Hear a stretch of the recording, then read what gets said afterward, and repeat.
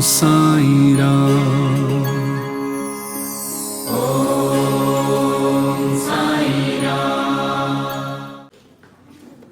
Ram everyone. My name is Nitu. I'm a nutrition and lifestyle consultant and also public health speaker. Thank you so much, Sai Seva UK, for inviting me today. It's such a blessing to come and get Baba's session and connect with you all, our community members. So thank you for having me. Today I'm going to talk about diabetes prevention. Diabetes is a metabolic condition, as you all might know. There are common two types, type 1 and type 2. So in type 1, the situation is our body does not produce enough insulin, which is the hormone that balances or manages diabetes or blood sugar levels. And type 2 is when there is insulin produced, but the quality of insulin might not be good enough to manage diabetes or blood glucose levels. So there are different ways how we check diabetes if somebody might have diabetes. You must have heard about fasting blood sugar levels and non-fasting, yeah? So that's checking blood plasma glucose levels. So it's basically checking the glucose levels in your blood before you have had your food and after you've had food. So hence why it's fasting and non-fasting. Then there's another way of checking which is called HbA1c, if you've heard of. HbA1c takes the average for last 3 months of blood sugar levels in your blood, yeah? So this is the difference. HbA1c is considered the most accurate way to check blood glucose levels because every 3 months our blood cells, the old blood cells they die and the new blood cells are produced. So that's why this is another thing I would like to remind everybody, please don't go too early for your blood test. Give at least 3 months because every 3 months you have renewed and new blood cells, yeah? So it makes sense for 3 months. So type 2 diabetes is also called lifestyle diabetes, and the reason, as you might guess, is because it's to do with your lifestyle. So we are used to saying it as sugar, isn't it? But as you might know, it's not just related to sugar. It's not also all about what we eat. Yes, nutrition and hydration is a very big role in diabetes prevention. However, diabetes is also very, very strongly linked with stress, with sleep, with our activity levels, and also with smoking and alcohol as well. Yeah? So I believe very much in holistic approach. So looking at the whole person as a whole. Yeah? So it's basically looking at our body, our mind, and our spiritual well-being as well. So with regards to diabetes to do with nutrition, as you might have heard a lot, especially on social media platforms, about nutrition. It's not all about food that we consume, so please do not start cutting down or limiting or restricting yourself from any food. All food groups are very important. They have essential nutrients which we require for growth, for development, for infection management, and for managing lots of bodily functions for your immune system. So before you restrict or limit yourself, please do speak with one of your healthcare professionals. Don't just cut down or restrict everything, yeah? So with regards to nutrition, mainly it's fiber, as you might have heard of. So fiber is really, really good for glucose management or blood sugar control or even diabetes prevention. Then it's all the healthy fats. Yeah, so if you've heard of, there are 3 food groups mainly: carbohydrates, proteins, and fats. Yeah, carbohydrates, if you're worried about, they are complex carbohydrates and simple carbohydrates. The difference is simple: release sugar really quick in our bloodstream. So if you've heard of the term glycemic index, that's the way we record or measure how fast certain foods release sugar in our bloodstream. So simple carbohydrates such as white rice, you hear a lot, isn't it? Potato, white potato, some fruits, vegetables, mango, one of our community's favorite fruit, isn't it? It's got high glycemic index, grapes, yeah? Although they are high in glycemic index, but think about this, do you consume them on their own all the time? If you bring them as part of your healthy balanced meal, where there will be food groups mixed up, so there will be carbs, but also proteins and healthy fats, the release of the sugar won't be same if you consume them separately out of meal times, yeah? So that's simple carbohydrates. So please don't restrict or cut down on simple carbohydrates. All you can do is bring them, make them as part of your healthy balanced meal, yeah?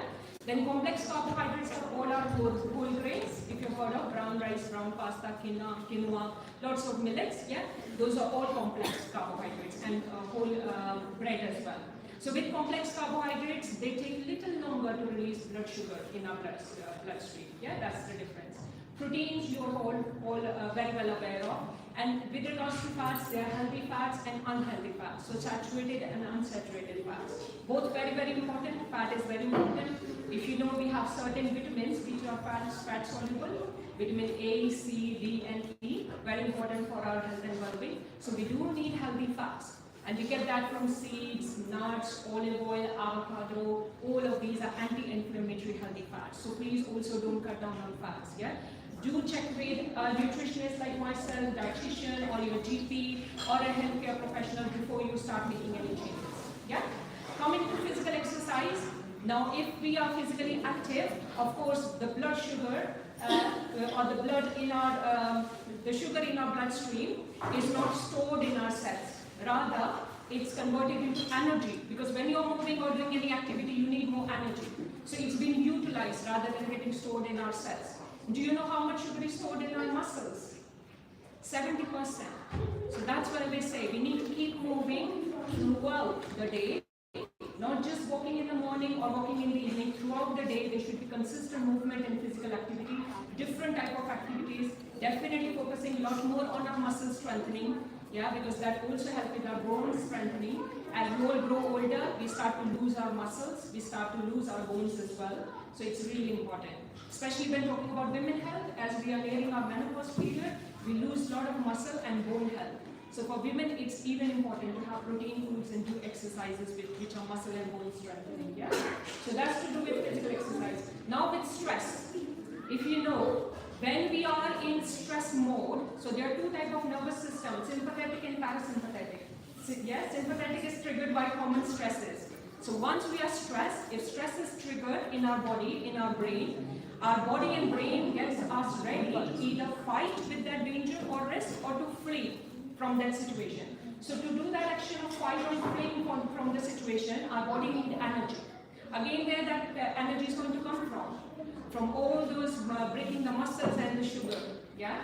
So our body will naturally produce more sugar and release it into our bloodstream. So imagine if you are in a stressful situation, running around, have hundreds of things going in your mind, and then you sit down suddenly and start eating. So you already have blood sugar released in your bloodstream, and then through food, you're going to consume or add more sugar or more glucose. Yeah.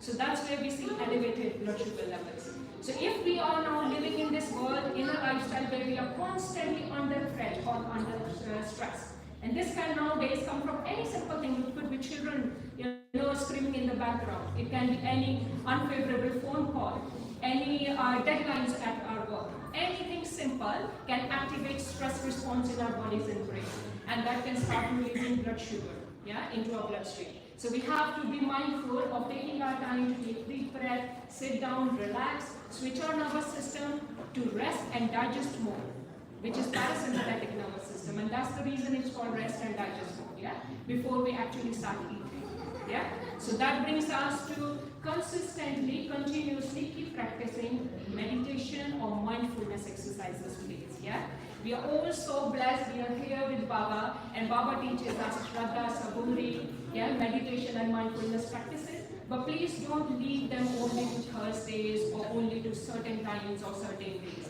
Please make it as part of your routine, your daily life, which we call second nature. Make it second nature. Keep meditating, keep mindfulness practices on, so we keep our metabolic system in balance, So diabetes, coming back to diabetes, it is 100% preventable, no doubt in that. Good news is, before somebody actually develops full-blown diabetes, you get to the stage which is called pre-diabetes. Anybody heard?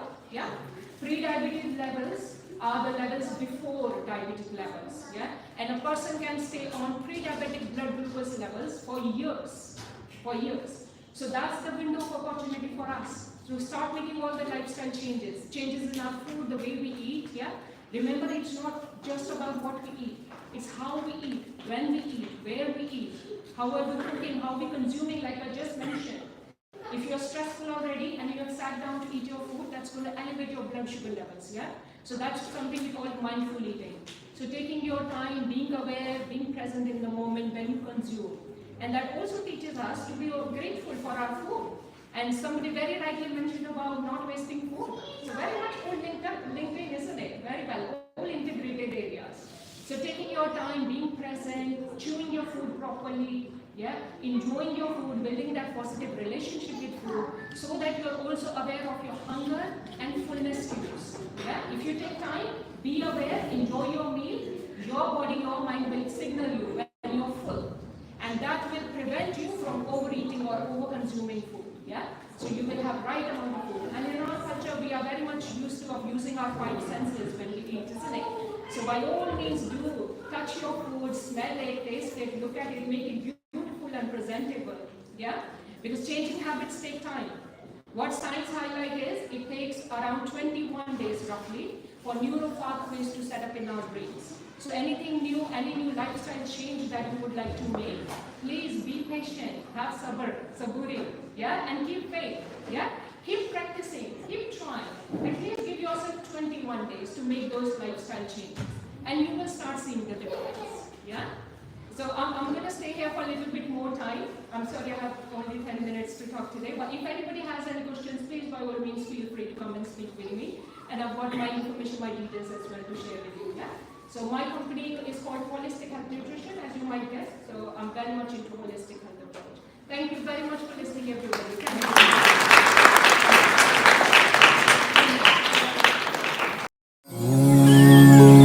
Om Sai Ram.